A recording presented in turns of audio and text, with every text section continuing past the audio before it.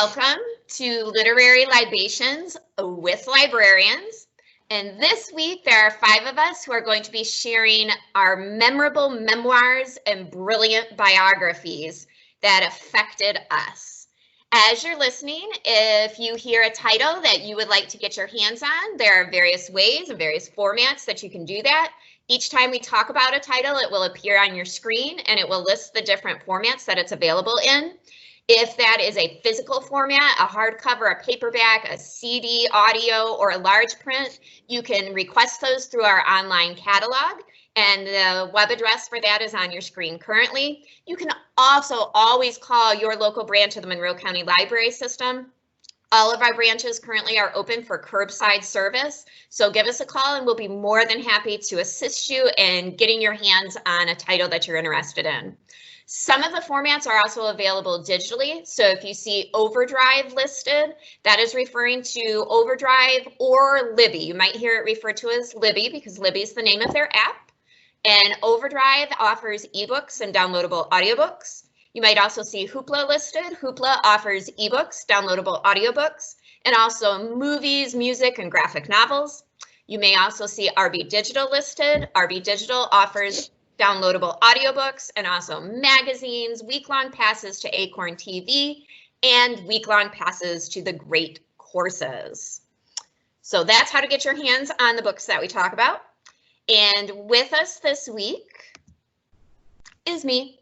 I'm Jennifer Graneski. I'm the community librarian at the Dundee branch, and I'm going through a very strong Mr. Rogers phase right now.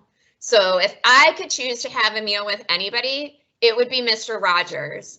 And I'm going to be talking about him later because one of my books is also about him. But I just think I would leave a meal after sharing it with Mr. Rogers, feeling seen, feeling heard, and being ready to be kind and more empathetic and be out there in the world in a positive way. And even now I'm trying to slow down how I talk, because if you watch his show, that he slows down to talk to children and even with adults to listen to them. And I definitely feel there needs to be more of that in my life. Slowing down, listening, being thoughtful, being empathetic. And I think there needs to be more of that in the world. So if I could choose anybody, it'd be this guy right here. Also with us today, we have Amy Luck, who is a front desk staff person at the Dorsch Memorial Library. And who would you share a meal with, Amy? You know, I thought about this.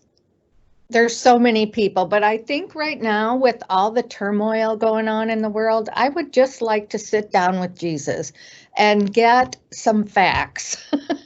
Just the facts, sir.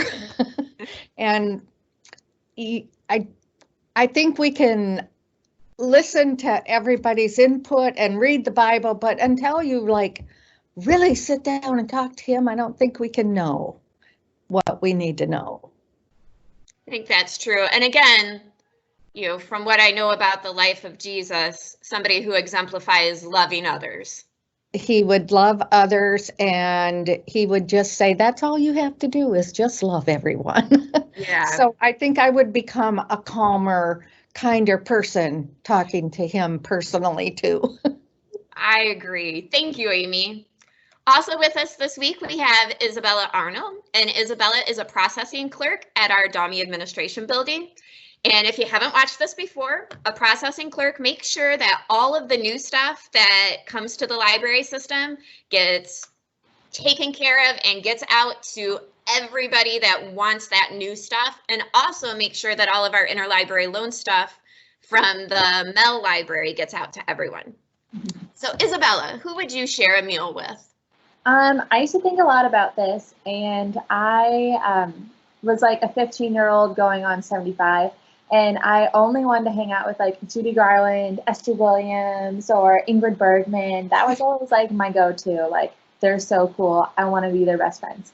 But nowadays, I feel like I would want to have a meal with my grandfather because he passed away 4 years ago. And I don't know if it's just like I had too much like free time to think about things during my pandemic situation, and I have a 6-month-old son, and I just want to see my grandfather again and hear like what's going on and see his perspective of how much he loves my son and how cute he is and whatnot. Yes. So yeah, my grandfather, Mr. Louis Matera. Thank you. We also have with us Jody Russ, the community librarian at the Bedford branch. And who would you share a meal with, Jody? Well, I thought Amy went really deep there, and nobody's going to be able to top that. So I'm going to go shallow. Although my first choice would be my dad, because my dad passed away when I was 30. I think I was 30 when my dad passed away. And I feel like I was just getting to be an adult at that point in life. And he would have so much that I would love to talk to him about. So he'd be my first choice. My second choice, I think, is Matthew McConaughey, because who wouldn't like to hang out with that dude? So anyway, yeah. Matthew McConaughey. Well, maybe you could have both. You know, your Yeah. dad, Matthew McConaughey. Oh, my dad and Matthew McConaughey would get into quite a conversation. That would be the best right there. Yeah, absolutely. All right, thank you, Jody. And we also have with us this week Kelly Venier, the community librarian at the South Rockwood branch. And who would you share a meal with, Kelly? There are so many people. I was trying to think really hard. Mr. Rogers was definitely up on my list because I love him and he just makes my heart so happy. And I'm with you, Jennifer. I think having dinner with him would just make me be ready to be more kind and more patient and ready to listen. But then I also thought about the biographies that I'm going to be talking about today. And I probably would like to have dinner with Rob Lowe. I mean, who wouldn't? And then also Jack Antos, which I did actually kind of have dinner with him, but I think it would be more fun to have dinner with Jack Antos one-on-one instead of a huge, large table like we did, which I'll talk about with my story that he wrote. But so yeah, I know you only told me to pick one, but I'm a rebel and I picked a bunch. So Mr. Rogers, Rob Lowe, Jack Antos. Which makes sense for you, because if you've watched any of these other ones in the past, you know that Kelly loves to entertain. So limiting herself to just one person would be super difficult. Really she would have a whole pile of people in her house. In fact, all of us would bring our people over to Kelly's house so that they would have a great meal. So I could entertain, right? Yeah. Yeah. That's right. All right, and I am going to let you roll right into your memorable memoirs and brilliant biographies, Kelly, that you chose for this week. Okay, great. So the first one I have is Rob Lowe's Stories I Can Only Tell My Friends. I read this when it first came out in 2012, 2013. So I was a little bit younger. And when I read it, I was like, oh, wow, this is a great book. But I reread it recently as a grown-up. And oh my gosh, it's so good. So this, I noticed after reading this book and whole of my life, like looking back on whole of my life, these two books have the same kind of theme as fate, being in the right place at the right time. And Rob Lowe has seriously been in the right place at the right time. He talks about his life and how he grew up in Ohio. Him and his brother, their mom and dad divorced when they were younger. His mom remarries 2 other times. His dad remarries as well. He talks about how from Ohio they went to Santa Monica, California. And from there, he decides he wants to pursue his acting career. He is neighbors with the Sheen boys, Martin Sheen, Emilio, Charlie Sheen. And he kind of forms a bond with them. But he notices that he's not like everyone in the area. He's still really nerdy, but he really wants to break out in acting. And so he goes on all these casting calls and all these auditions, but he just meets like famous people in the most random ways. Like it boggled my mind. Like, I don't know, if you don't believe in fate, like definitely read this book because there's something to it, right? Like the way that he just got started. I also noticed as a grown-up reading this story, I've never seen really any of his good movies. I've seen, you know, Tommy Boy, Austin Powers. You know, he was the plastic surgeon and Behind the Candelabra. And so The Outsiders I've never seen, St. Elmo's Fire I've never seen, About Last Night I've never seen, which, you know, I was telling my mom the other day and she was like, are you kidding me? Like, how can you be a Rob Lowe fan and never see those movies? I don't know. So I did rent About Last Night, and it was so good. Him and Demi Moore, and he talks about his relationship with the two of them in the book Between St. Elmo's Fire and About Last Night. But his life is so fascinating, and as you move on through his life and his journey, you find out, like, you know, like any teen heartthrob in Hollywood, he got sucked into the throes of drugs and alcohol, and he, you know, one day decided to make a choice and to stop, and he checked himself into rehab, and he's been sober for 30 years. I love his personality. I love his strength. One of the things that I picked up too this time, he talks about his sons, and so I was like, oh, I wonder how old his sons are now. So I googled his sons, and he has an Instagram page, and his sons troll his Instagram page and make fun of him, which makes me laugh so hard. It's hilarious. Like, every selfie he takes, like, they all make fun of him. It's really, really funny. So reading it now as a grown-up, I found a lot more insight and respectable. Like, I have a lot of respect for him and his journey. So if you're looking for a good, entertaining, unbelievable book, that this is the one, because his life is unbelievable for sure. The second one that I'm going to talk about, Whole of My Life by Jack Gantos. Also totally in the right place at the right time, or wrong place at the wrong time. I mean, really, it could flip-flop for this book. So Jack Gantos, he is a prize-winning author. He won the Prince for this book in particular, and then he also won the Newbery for one of his J books, Dead End in Norvelt, which I love. I don't think there's a book that he's written that I don't enjoy, but I love this book because it reflects and kind of can guide misleaded teens or teens who can't really find their way or uncertain. Like, it's one of those books, like, you're not alone. Everyone goes through this, even him in the 70s. What I also love about him is, even though this is his biography and his, his autobiography, all of his books that he writes, he takes little pieces of his life and incorporates them in his even fiction novels. So I find that fascinating too.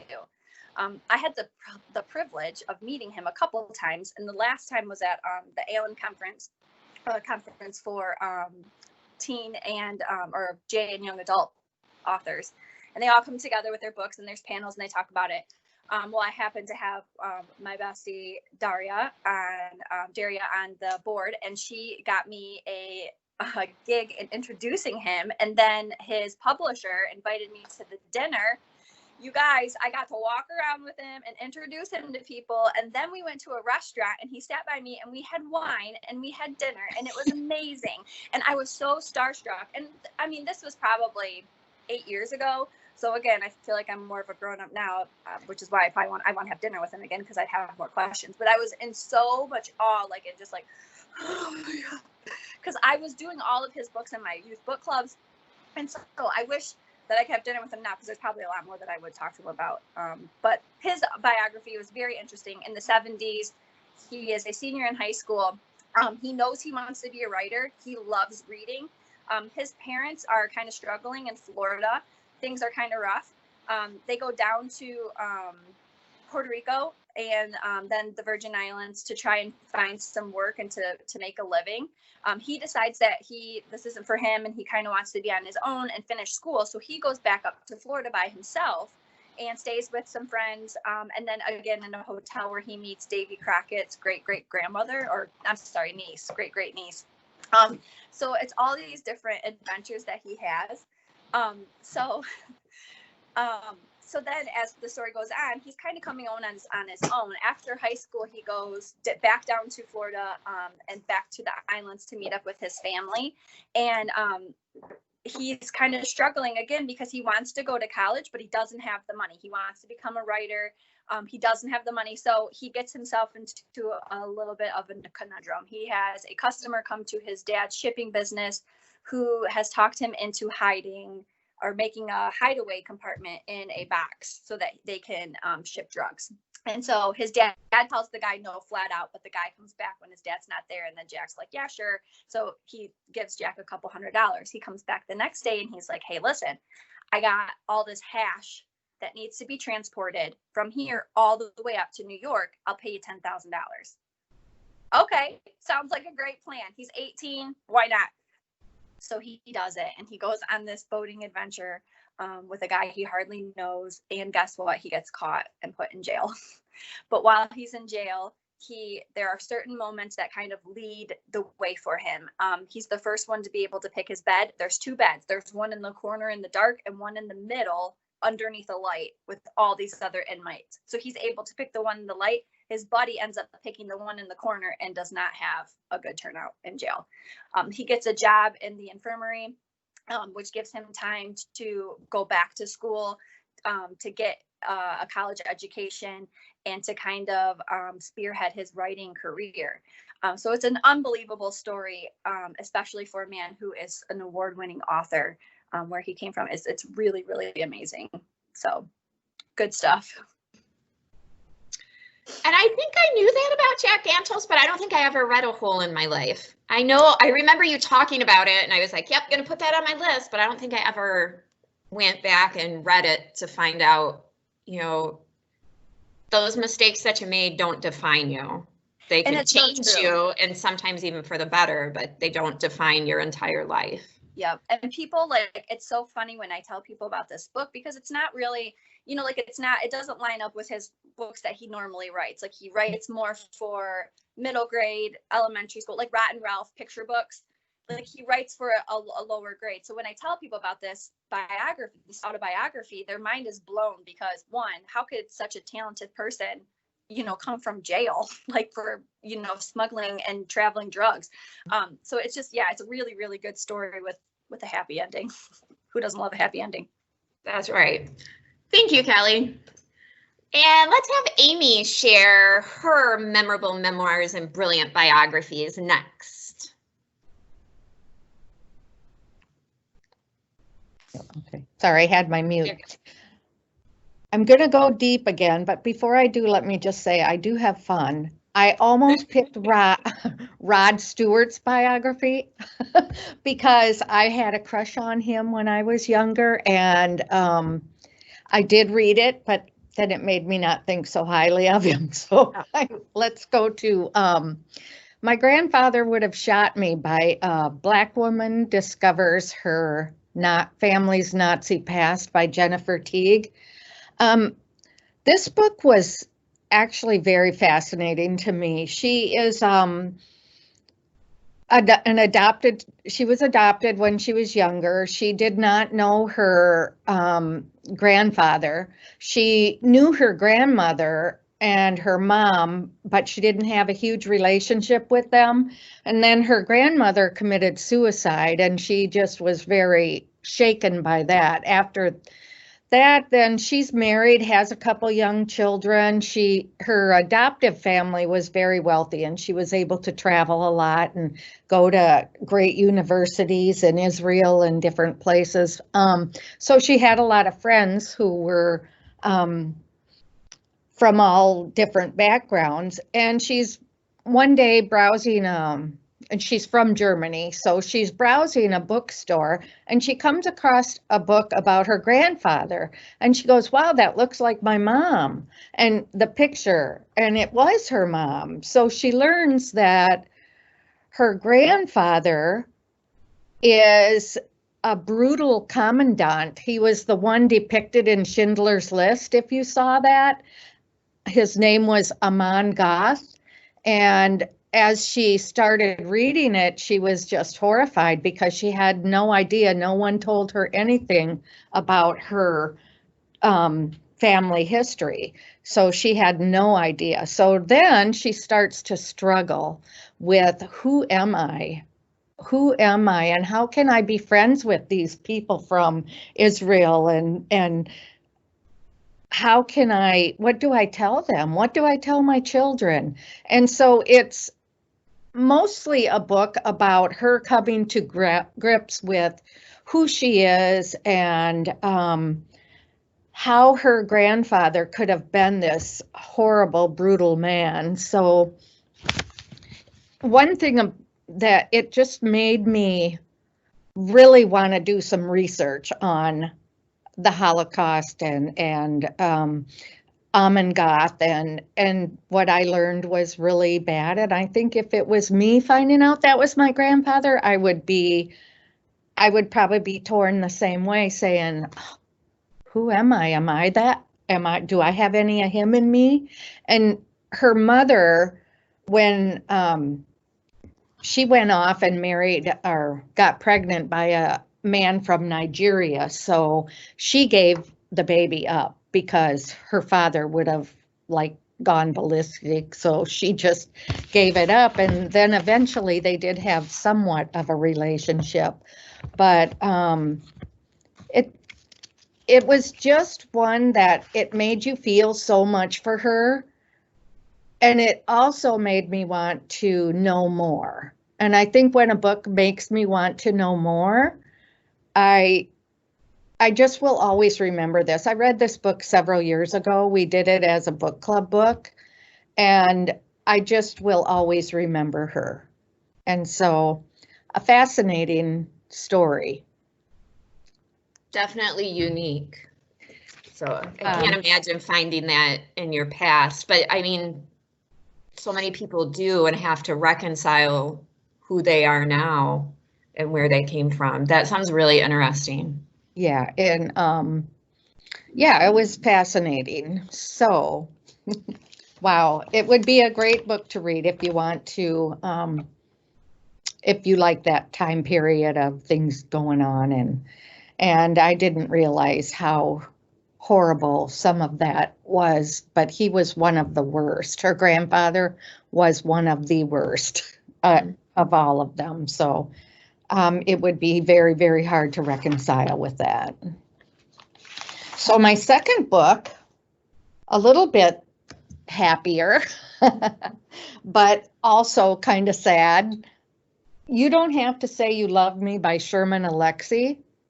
And Sherman Alexie was a Native American. He was from Spokane, Washington. He wrote the book, An Absolutely True Diary of a Part-Time Indian. And that was fiction, but it was semi-autobiography, semi part of his life. So it followed his life quite well. And that book was just funny. Even with the, I listened to that and the author reads it and he is just very funny and he can make hard situations seem, he has a dry, weird sense of humor and he can make anything funny. And so in You Don't Have to Say You Love Me, he is grappling with the background, his mother. She never really said she loved me, but he realizes that you don't have to say you love me. He can look back on her life. She was an alcoholic. His father was an alcoholic. They lived on a Indian reservation where didn't have running water in their first home. And he was born in 1966, so that is not very long ago. And he didn't have a lot of support from his family growing up because they were just drunk. But there was always a very unconditional love there, no matter what happened. But he writes with the kind of a poetry prose. He writes, I'm trying to remember all my, yeah. Has anybody else read this one by Sherman Alexie? No. Has anybody read Absolutely True Diary of a Part-Time Indian? Yeah. Yeah, that one I have read. It's been a long time. Mm-hmm. But that one I read, and I think I listened to it, and I think he read that one. He did. And he has a very lovely, soothing voice. He has a very certain tone. I don't even know how to describe it, but if you get a chance to listen to him, he's enjoyable to listen to. But he did drag himself right out of poverty. He was going to an Indian reservation school, and they didn't have what they needed to teach these children. So he decided to go to a white school, and it would take hours to get there in the morning, but he made himself go. And he just made himself just get up and go, and no matter what it took, he made sure that he got an education. And as painful as a lot of his background was, I think he turned to writing then to dull the pain and as a kind of cathartic way to deal with the pain of his past. But again, a fascinating book. He is very funny. He reads the autobiography too, and good. So now I have another one I need to put on my list because I really did enjoy his book. And I remember seeing him when his autobiography came out, or I heard him on NPR. It could have been NPR. I listened to a lot of NPR. Or I saw him on one of the morning talk shows talking about this and talking about his mother and the way he grew up. And yeah, fascinating story about loving your family even when they appear unlovable if you were a person looking from the outside in. Thank you, Amy. Yes. And let's have Jody share her biographies and memoirs with us next.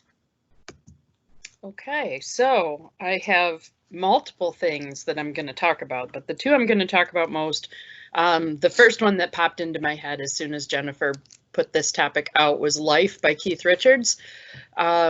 So Keith Richards is incredibly fascinating. I'll be honest and say the reason I picked up this audiobook because I listened to almost all my books, but the reason I picked up the audiobook is because it says it's read by Johnny Depp. And so I couldn't think of anything better than listening to him read to me while I was driving around. It's not really read by Johnny Depp. He reads a small portion of the book. It's read mostly by Joe Hurley. Wait a second, I just put his name over here so I could remember who he is. Joe Hurley is a singer, songwriter, actor, playwright, and voiceover artist. I've never heard of any of the bands that he's in, but apparently he's kind of an Irish rock guy, and he does a great job.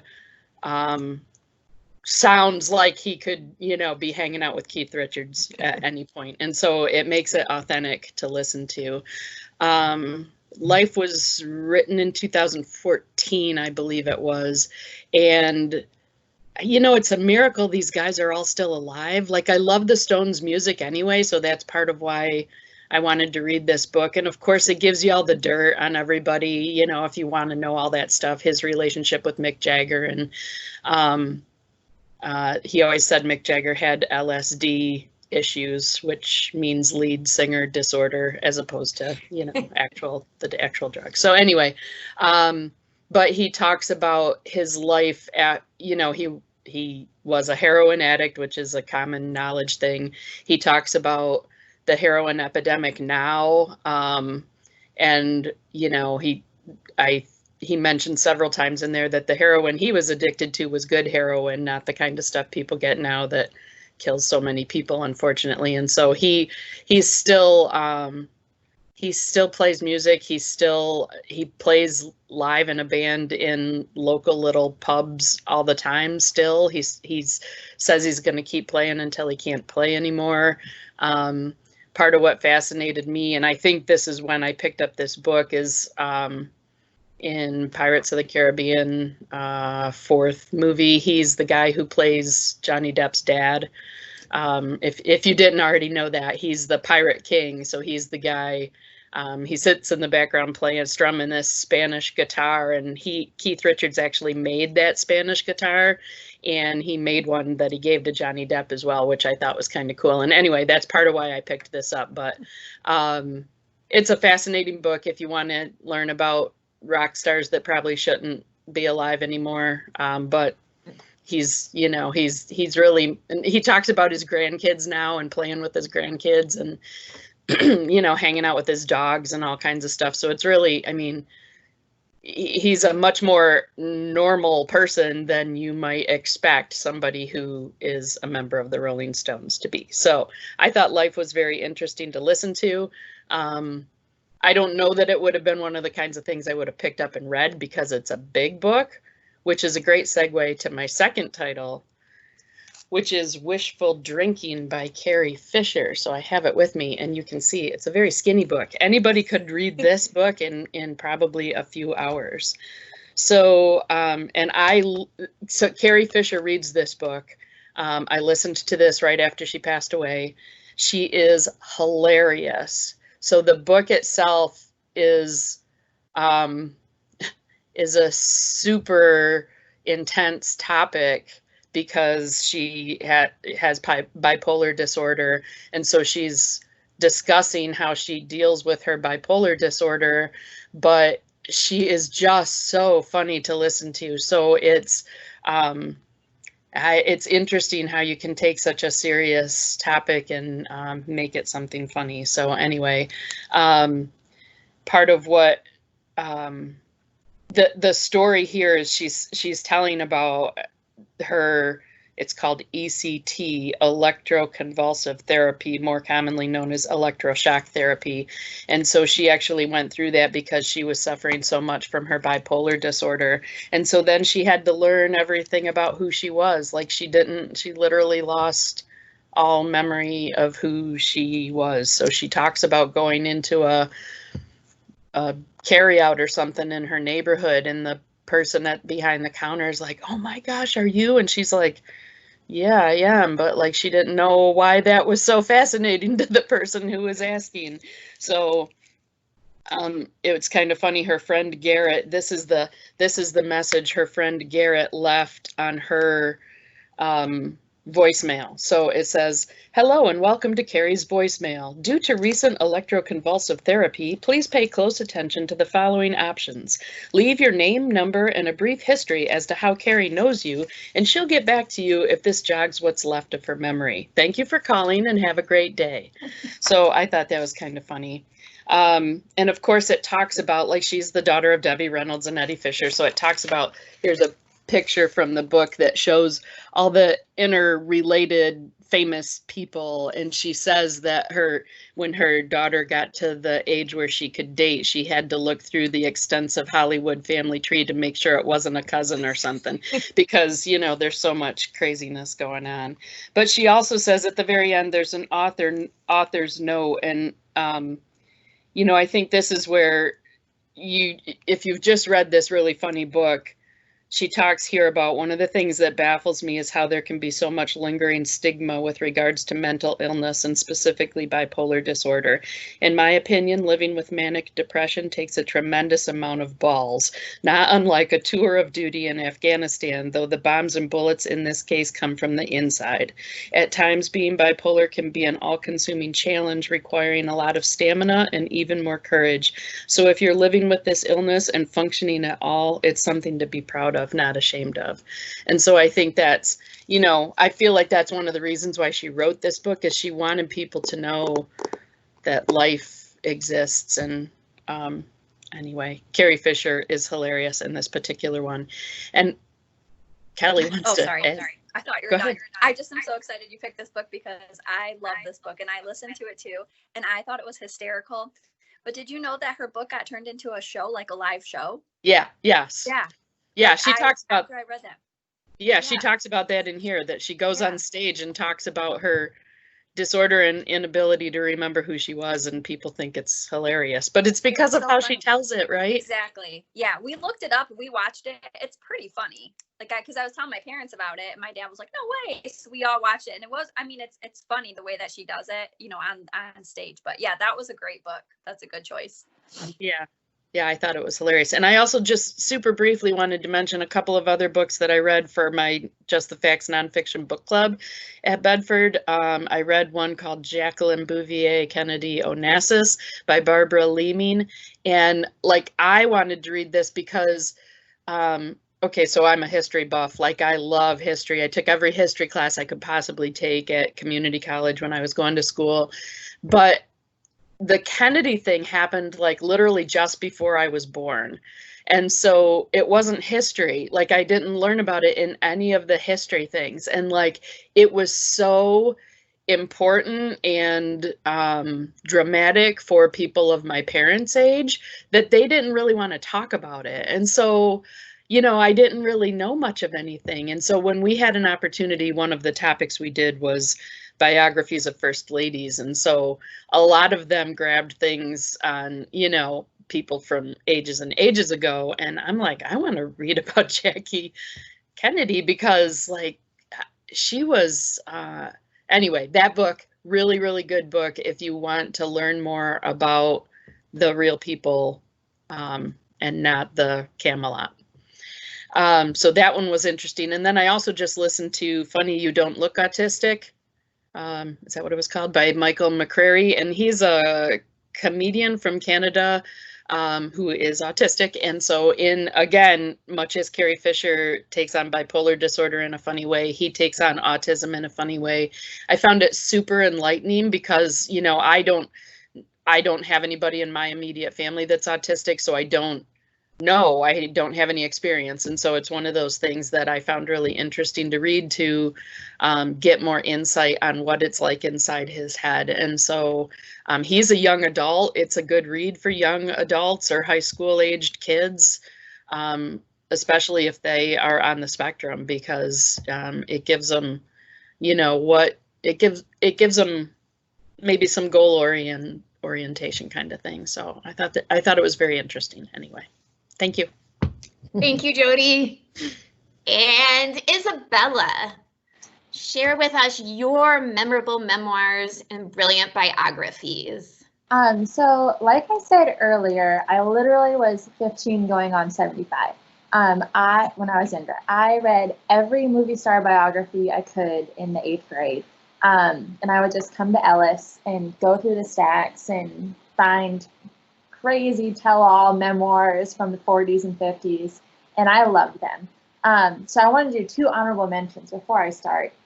One is Ingrid Bergman, My Story. So good, autobiography, and she wrote it because she was like, there's so many rumors and gossip about my life that before I die, I want to tell it how it is for my children. And so good. She was so awesome. I mean, super scandalous, but so awesome. Yeah, and I'm kind of named after her daughter, so I think that's why I love her so much, Isabella Rossellini, because she was big in the early 90s.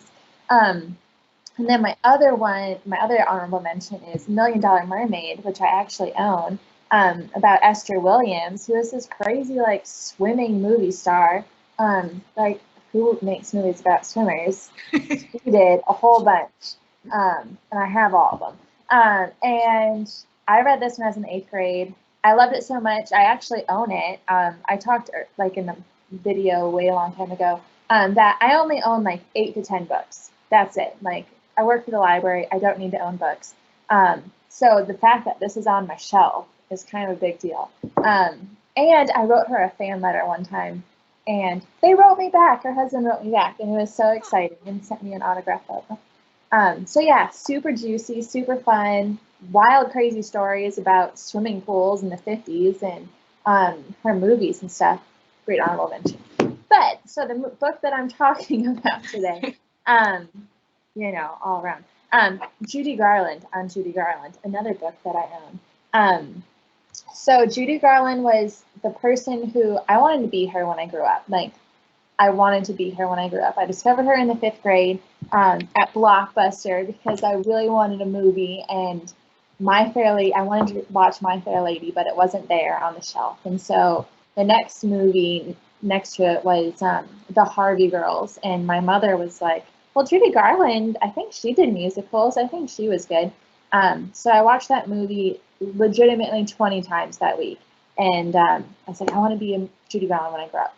And so I read all of her biographies. I've seen all of her movies. I love everything about her. And then this book came out, and it was life-changing. It was so good. It's interviews and encounters by her through like her radio, like on the radio, on TV shows.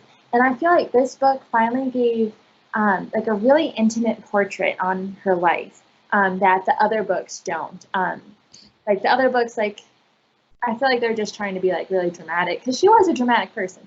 Her life was. But I feel like this book really kind of showed you how funny she was, how witty she was, how genuinely caring she was, and how her whole life in the movies was really just like a big push from her mother, and then it was just being taken over by all the big movie heads, because she was so talented. from such an early age. And I feel like this book really, it breaks your heart a little bit, just to hear this like little girl voice, but knowing she's being so manipulated by directors and producers and whatnot. But it was so good. And I feel like this really just gives, like I said, like an intimate portrait of Judy Garland.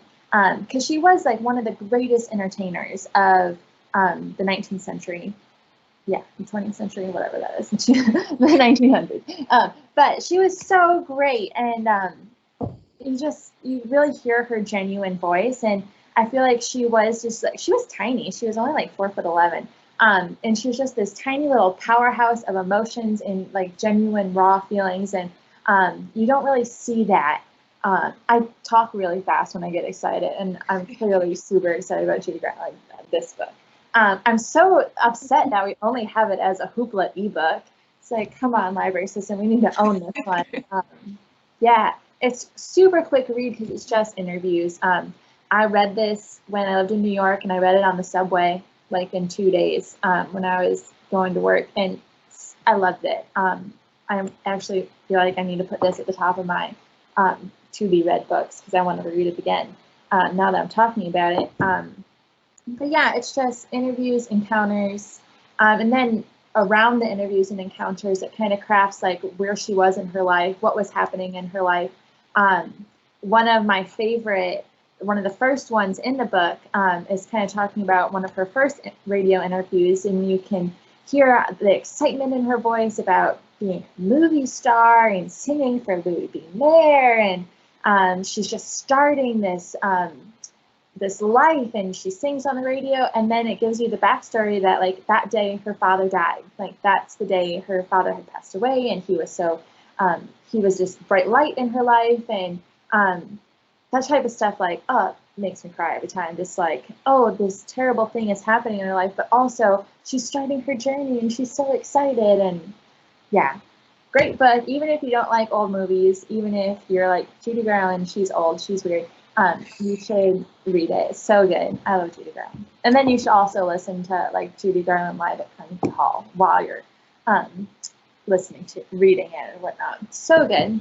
And then polar opposite to make me all of a sudden seem hip and cool and current, my other autobiography, I guess, is Becoming by Michelle Obama. So good. I feel like I was so late to the game on this one. I had it on my Kindle for 2 years probably before I read it. I read it just a few months ago during quarantine when, the library was shut down and I couldn't get any new books. And I finally had to just read through the archives of my Kindle. And so I read this and I loved it. I heard the audiobook is amazing and that she actually narrates it. But I am not a good listener. So I read it and super fascinating. It goes through her life growing up in the south side of Chicago, her super close-knit family, the wonderful like dynamics they had in their small apartment, and growing up her education, how she was in like a difficult classroom and her mother fought for her to be in a more advanced classroom, and then that led her to going to a super prep school and then to Princeton and Harvard and the challenges that came with that, but also how intensely optimistic and hardworking she was. And then it follows her in her early careers, her relationship with Barack Obama. And then one thing I didn't realize was how much the wife of political candidates have to work and how much they put in on the campaign trail. And she talked about the early days of campaigning and how the media would portray her as this angry person because of how fiercely she spoke at different rallies and political events, and just like the whole like connotations with that, and how she had to really follow the scripts then so that she would not necessarily become more appealing to people, but so that they would like listen to her instead of just like seeing pictures and being like, oh, she looks scary.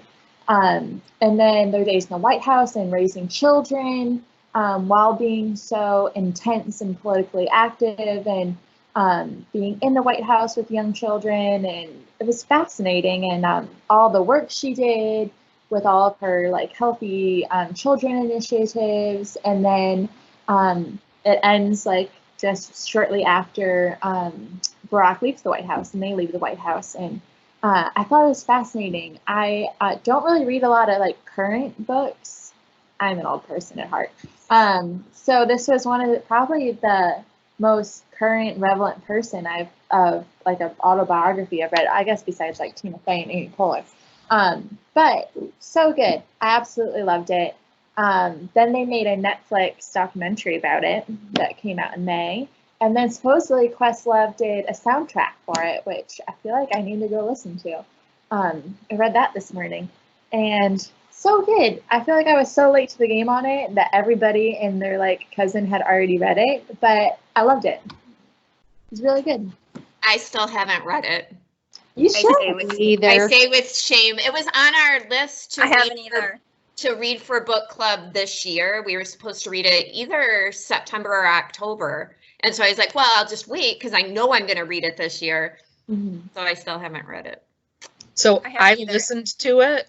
I listened to it, and I would say, I mean, if you like audiobooks, she's amazing to listen to. I feel like she has one of those very calm voices that, you know, it's a fascinating story. And at the very end, when she's talking about life after being in the White House, she talks about how nice it was to make herself a piece of toast and sit on her porch and eat it because she hadn't been allowed to do such a thing for such a long period of time. And that's the kind of stuff that, like, we see what surrounds the president of the United States, right? Like, we see that he's got Secret Service agents all over the place and that kind of stuff, but you don't really think about the family members and how much change their lives go through. And so I thought it was, when I saw that you were talking about it, I was really glad to see that. And I don't know why I didn't think of Bossy Pants by Tina Fey. I know, Another I was just thinking that too. That was another great one.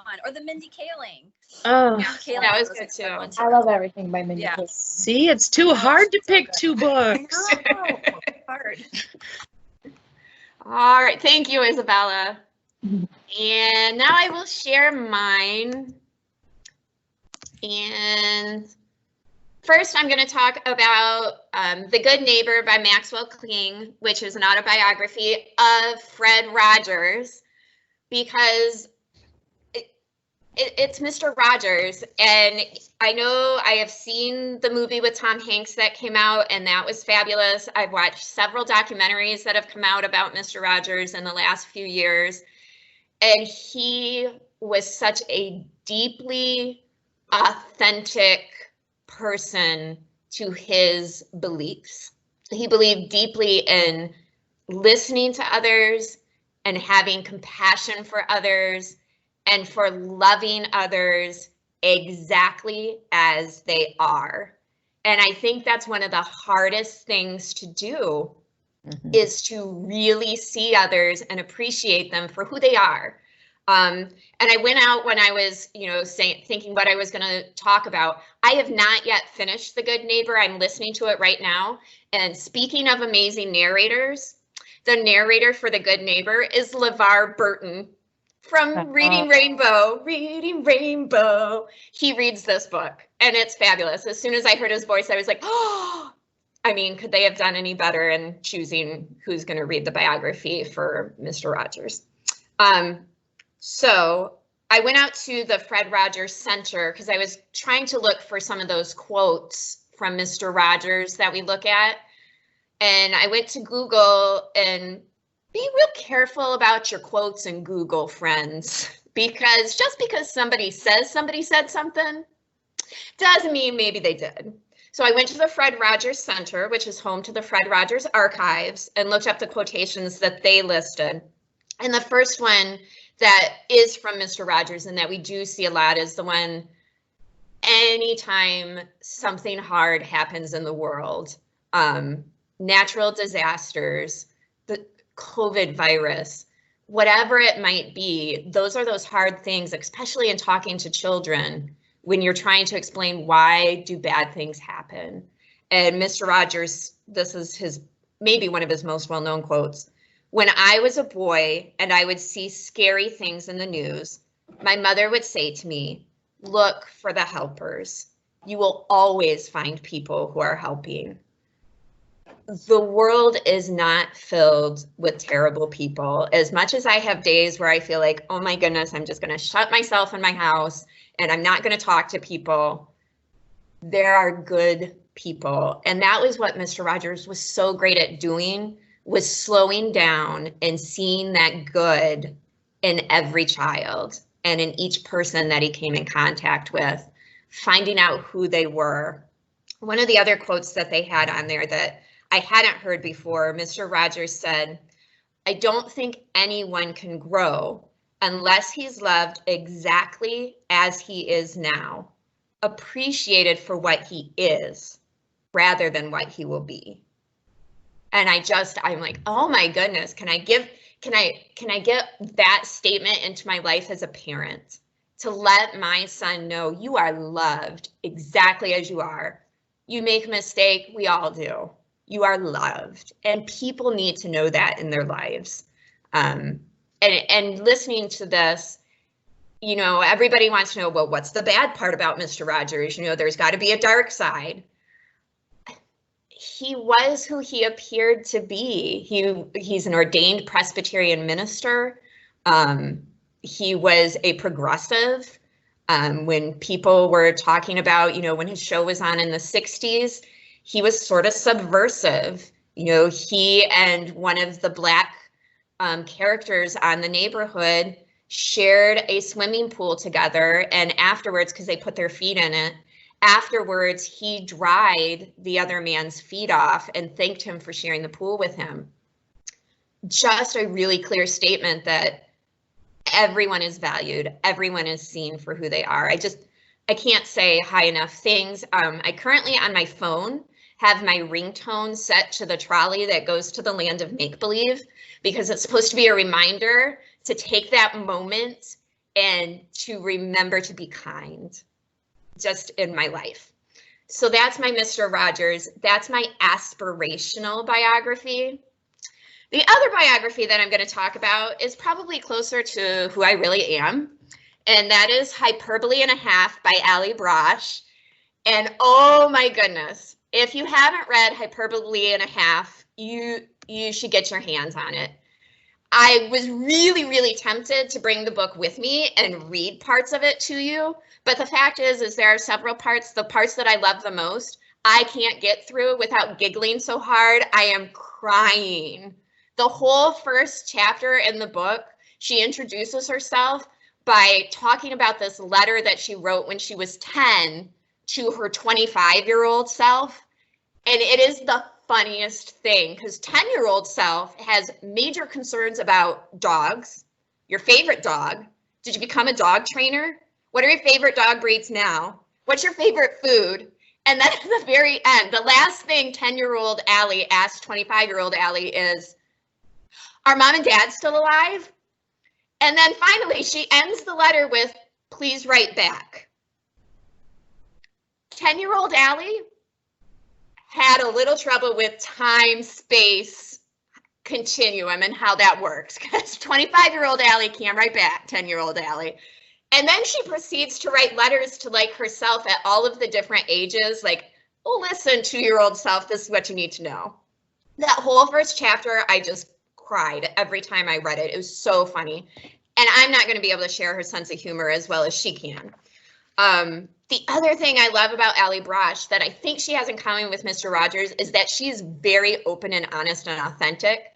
And I think along the lines of maybe like the Carrie Fisher and wishful drinking, Ali is very open with the fact that she struggles with depression and she shares that in a way that if you have struggled with depression or you have somebody in your family that has, you need to read those chapters, because she explains very clearly depression is not just feeling sad, and you can't just hope your way out of it.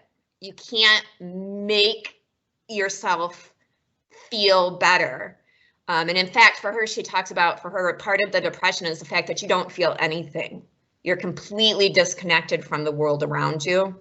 So she explained this in a way that I was like, this is depression. As somebody who has struggled in my own life with it, I was like, you know, telling my husband, she's explaining what I'm experiencing that I could never put into words before.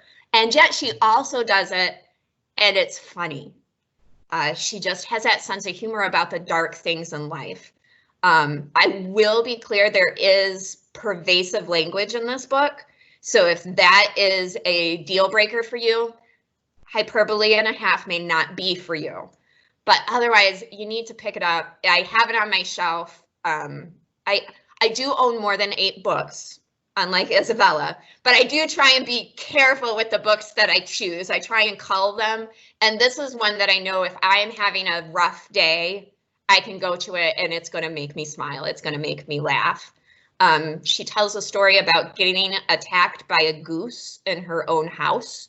And I won't go into details on that, but I'll let you pick that one up and read that chapter for yourself. If you look up hyperbole, I can't say hyperbole today, hyperbole and a half on the internet, you'll see a lot of her comic strips. She started a web comic back in like 2013. So a lot of her work is out there. When you first look at it, it's really crude. She's real honest that she's not an artist. She's a humorist, but she takes these crude drawings and makes them express all of these feelings. They're very funny. So those are my 2 books. Mr. Rogers, who I aspire to be more like in my life, and then Ali Brash's Hyperbole and a Half, who I feel expresses a lot of where I'm at currently in my life. So yeah, so those are my 2 biographies. Hyperbole and a Half, really quick, is an amazing story, and I have read it about 17 times, and like you, Jennifer, I cannot get through reading a story out loud or a chapter out loud without laughing hysterically. It's also Kristen, my sister's favorite book too.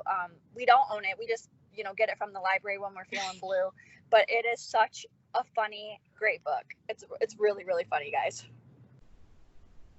Pick it up if you haven't yet. Add that one to your list. All right. Thank you, everybody, for taking the time to share your biographies and memoirs with us this week. Thank you to those who listened. Next week, we are going to be talking about romance novels because August is Read a Romance Month. So if you're interested in romance novels, from the flowing epic ones to chick lit to maybe novels that you wouldn't consider romance, but there's a touch of it in there, make sure to tune in next week. Thanks again, everybody. Bye. Bye. Bye.